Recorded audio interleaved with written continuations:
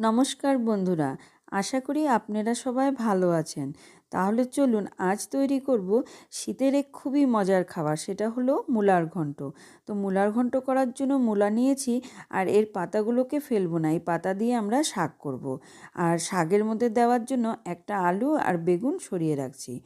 এবার মূলোগুলোকে আমরা ছুলে নিব।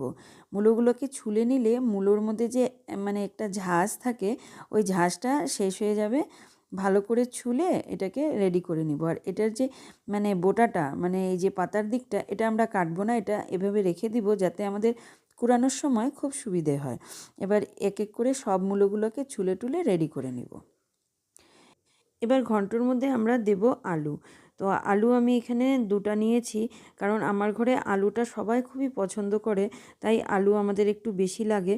তা আলু আমি এখানে দুখানা নিয়েছি, বড় বড় সাইজের। আপনারা যদি আলু খেতে ভালো না বাসেন তাহলে আলু কম করেও দিতে পারেন। আলুগুলোকে ভালো করে ছুলে নিয়েছি, এবার একটু বড় বড় করে কেটে নিব। দেখেন খুব বেশি বড় কাটি নেই, তাও বড় বড় করে কেটে নিয়েছি। এভাবে দুটো আলুকে কেটে টেটে রেডি করে নেব। আর কাটার পর আলুটাকে মূলোগুলোকে ভালো করে ধুয়ে নিতে হবে। এদিকে আমরা শাকগুলো যে রেখেছিলাম ওগুলোকে ভালো করে বেছে নিয়েছি, একদম পরিষ্কার ছিল, তাই আমি এগুলোকে প্রথমে কেটে নিচ্ছি। কাটার পর আমি 3 থেকে 4 বার ভালো করে ধুয়ে নিব। শাকটা একদমই পরিষ্কার আছে, কোনো অসুবিধে ছিল না, তাই আমি আগে কেটে নিয়েছি। বেশি যদি মাটি থাকে তাহলে আপনারা আগে পাতাগুলোকে ধুয়ে নেবেন। আর বেগুন আর আলুকেও কেটে নিয়েছি। এবার এই যে ছুলে রাখা মূলোগুলোকে ধোয়ার পর এগুলোকে কুড়াতে হবে। তো এভাবে আমরা কুড়াচ্ছি। আর এই যে দেখুন, আমি যে পাতার দিকটা একটু রেখে দিয়েছিলাম না, এতে খুব সুবিধা হয় কুড়ানোর সময়। এই যে দেখুন, এভাবে ধরে কুড়ানো যায়। অনেক সময় কি হয়, তাড়াহুড়োর মধ্যে আমরা এভাবে মূলোটাকে ঘষতে গিয়ে অনেক সময় হাত টাট কেটে ফেলি। তাই এইভাবে করে আপনারা ট্রাই করে দেখবেন, খুব সুবিধা হবে। তো চলুন এভাবে আমরা সবগুলো মূলোকে কুড়িয়ে নিব। এবার মুড়া আমাদের কুড়ানো হয়ে গেল। এর মধ্যে দিয়ে দিচ্ছি 1 চামচ লবণ। লবণ দিয়ে ভালো করে এটাকে মাখাতে হবে।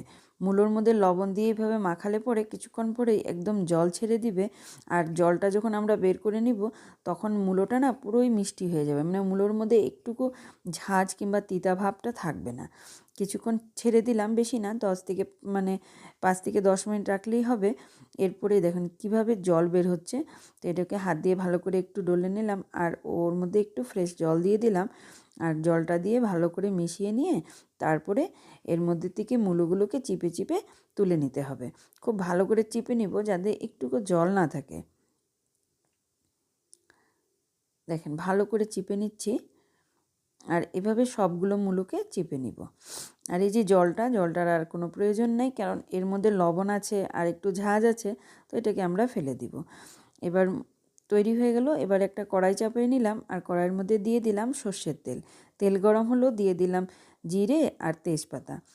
এরপর দিয়ে দিব কেটে রাখা আলুগুলোকে। আলু দেওয়ার পর আলুগুলোকে আমাদের ভাজতে হবে। তো আলু ভাজার সময় গ্যাসের ফ্লেমটা কিন্তু আমরা কমিয়ে নিব, আর সুন্দর করে আলুটাকে ভাজবো যাতে আলুটা ভাজার সাথে সাথে কিছুটা সিদ্ধ হয়ে যায়। এবার দিয়ে দিব হলুদ। হলুদটা দিয়ে দিলে ভাজাটা খুব সুন্দর হয় আর খুব তাড়াতাড়ি হয়। হলুদ দেওয়ার পর একটু নাড়াচাড়া করে নিব, আর সাথে আমরা লবণও দিয়ে দিব। লবণটা দিলে আলুর ভিতরে লবণটা খুব ভালোভাবে ঢুকে যাবে। আর আলু আর হলুদ আর লবণ দিয়ে আলুটাকে একটু ভেজে নিব। যখন আলুটা ভাজা হয়ে যাবে এর মধ্যে দিয়ে দিব মশলা। তো এই মূলার ঘন্টতে কিন্তু বিশেষ কিছু মশলা দেই না। এর মধ্যে দিব একটু জিরে, আদা আর কাঁচা লঙ্কা। আর লঙ্কাটা কিন্তু আপনারা আপনাদের স্বাদ হিসাবে দিবেন। আর জিরে আমি 1 চামচ দিয়েছি, আর অল্প একটু ছোট্ট একটা টুকরা আদা দিয়েছি। এবার এই মশলাগুলোকে ভালো করে ভেজে নিতে হবে যতক্ষণ নাকি আমাদের মশলার থেকে তেল ছেড়ে দেয়। সাথে একটু কাশ্মীরি লাল লঙ্কা দিয়ে দিলাম কালারের জন্য। এটা না দিলেও হবে, আর যদি দিতে চান তাহলে দিতে পারেন। এমন কোনো প্রয়োজন নেই যে দিতেই হবে, ঠিক আছে। এবার দেখুন তেলটা ছেড়ে দিয়েছে। এরপর দিয়ে দিচ্ছি গ্রেট করে রাখা মূলোগুলোকে। এভাবে মূলোগুলোকে ভালো করে লবণ জলে মাখিয়ে নিয়ে মানে চিপে যখন তোলা হয় না, তো একদম মজে যায়। আর এটা রান্না করতে সময় খুবই কম লাগে।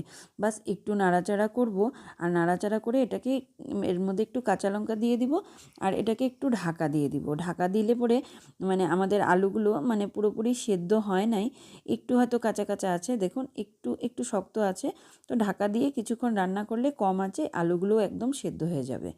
আর মূলোগুলো মোটামুটি সেদ্ধ আছে। কিছুক্ষণ পরে খুলে দেখলাম, তাহলে দেখুন এবার আমাদের ঘন্টটা রেডি হয়ে গেছে। ঘি গরম মশলা দিয়ে দিলাম, আর সাথে দিয়ে দিলাম ধনেপাতা, আর এটাকে মিশিয়ে নিব। আর মিশানোর পরে আমাদের মূলোর ঘন্ট একদম রেডি। লাস্টে একটুখানি মিষ্টি দিয়ে দিব, ওতে একটু স্বাদটা বেড়ে যায় আর কালারটাও খুব সুন্দর হয়ে যায়।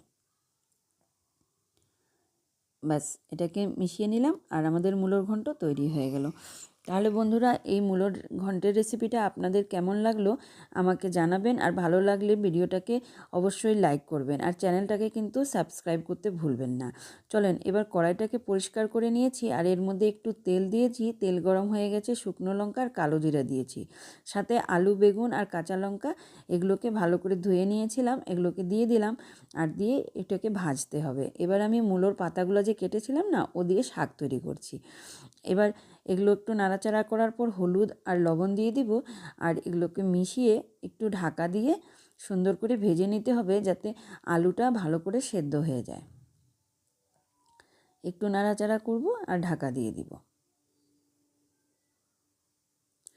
কিছুক্ষণ পরে খুলছি, দেখুন আমাদের আলু বেগুন ভাজা হয়ে গেছে। আলুটা দেখে নিচ্ছি, দেখেন আলুটা একদম সেদ্ধ হয়ে গেছে। ব্যাস এখন আমরা এর মধ্যে দিয়ে দিব অল্প একটু আদা আর জিরে বাটা, মানে ওই যে ঘন্টর মধ্যে দিয়েছিলাম মশলাটা, ওখান থেকে একটু আদা জিরে বাটা রেখে দিয়েছিলাম, ওর মধ্যে একটু ভালো করে ধুয়ে টুয়ে দিয়ে দিলাম। এরপরে দিয়ে দিব কেটে রাখা মূলো পাতাগুলো। পাতাগুলোকে ভালো করে 3 থেকে 4 বার ধুয়ে নিয়েছি। এবার পাতাগুলো যখন দেওয়া হয়ে গেল, একটু নাড়াচাড়া করব, আর এটাকে ঢাকা দিয়ে দিব। এর মধ্যে কিন্তু আর কিছু দেওয়ার নাই, কারণ লবণ, হলুদ, লঙ্কা যা যা দেওয়ার ছিল সবই আগে দিয়েছি। একটু ঢাকা দিলেই কিছুক্ষণের মধ্যে একদম পাতাগুলো মজে যাবে, আর আমাদের শাকটা তৈরি হয়ে যাবে। তাহলে চলুন খুলে দেখছি। দেখুন একদম সুন্দর মজে গেছে, আর শাক ভাজাটা কিন্তু তৈরি হয়ে গেছে। লাস্টে একটু চিনি দিয়ে দিব স্বাদের জন্য। তাহলে বন্ধুরা, যখন এইভাবে মূলো পাতা পাবেন, এটাকে কিন্তু ভেজে ফেলবেন, খেতে খুবই ভালো লাগে। আমি তো একদমই ফেলি না। তাহলে বন্ধুরা, আপনাদের সাথে আবার দেখা হবে এক নতুন ভিডিওতে। ভালো থাকবেন, সুস্থ থাকবেন।